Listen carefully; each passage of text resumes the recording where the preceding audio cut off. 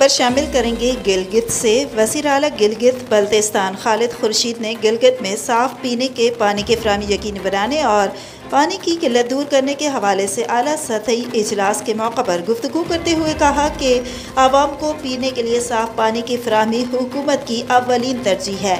साफ पानी की फराहमी के मनसूबों के लिए खती रकम मुख्तस की गई है। वज़ीर आला ने वासा समेत तमाम मुतल्लिका महकमों को हिदायत की है कि पानी सप्लाई के स्कीमों में EPA के सिफारिशात को मद्देनजर रखा जाए। साफ पानी की फराहमी के लिए EPA के मुतय्यन करदा चेक लिस्ट पर सख्ती से अमल किया जाए। गिलगित शहर में पानी की किल्लत को दूर करने के लिए फौरी तौर पर सर्विस स्टेशंस के कनेक्शंस ख़त्म किए जाएँ और आबपाशी के लिए पीने का पानी इस्तेमाल करने की हौसला शिकनी करें।